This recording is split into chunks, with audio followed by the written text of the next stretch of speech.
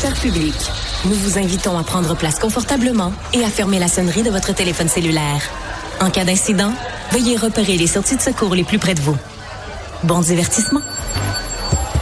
1, 2, 1, 2. OK, c'est bon, on peut y aller. Sophie Durocher.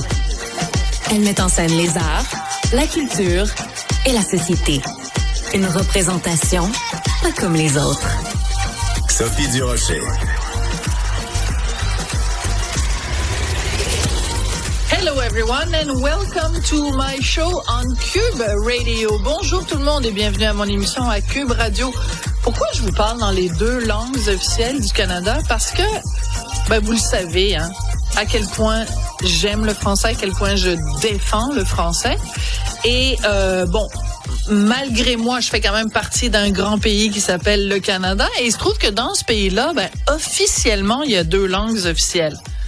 Mais on le sait, chaque semaine, je vous en parle, il y a des manquements, il y a des gens qui n'arrivent pas à avoir de services en français, que ce soit en Ontario, que ce soit ailleurs au Canada.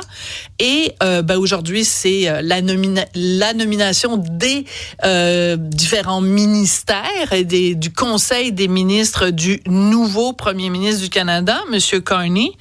Et là, on apprend que c'est fini, il n'y a pas de poste de ministre des langues officielles. Jusqu'à tout récemment, c'était Rachel Bendayan qui occupait ce poste-là. Mais là, quand on regarde les 24 membres du cabinet de M. Carney, il n'y a plus rien. Et ça n'existe plus, ce poste-là. Ce qui s'en rapproche le plus, c'est Stephen Guilbeault, qui devient ministre de la Culture et de l'Identité canadienne. Ça me fait quand même assez rire, parce qu'on se rappelle que sous Justin Trudeau, Justin Trudeau avait quand même dit que le Canada, il était le premier État post-national. Alors, ça ressemble à quoi, l'identité canadienne? De ces temps-ci, l'identité canadienne, ça ressemble beaucoup à « on n'est pas américain, on n'est pas américain, on n'est pas américain ». Il faudrait peut-être passer à la prochaine étape de dire « c'est quoi être Canadien, c'est quoi être Canadien, c'est quoi être Canadien ». Mais la dernière fois que j'ai vérifié, être Canadien, c'est vivre dans un pays où il y a deux langues officielles. Quand tu fais ton premier conseil des ministres et que tu élimines cette fonction-là, je trouve ça quand même assez particulier. Et je voudrais attirer votre attention sur une image qui, moi, m'a quand même frappée. C'est qu'évidemment, M. Carney a posé pour les photographes aux côtés de la gouverneure générale, donc la représentante de la reine au Canada, Mary Simon, qui, elle, non plus, n'a pas eu le mémo qu'il y a deux langues officielles au Canada, on le sait. Elle parle anglais et elle parle l'Inuktitut. J'ai rien contre l'Inuktitut, ça me semble être une langue absolument magnifique. Mais après 28 000 $ de cours de français, Mary Simon, elle parle toujours pas le français. Fait que t'as la gouverneure générale, qui est la chef d'État, parce qu'on le sait qu'au Canada, le chef d'État, c'est elle.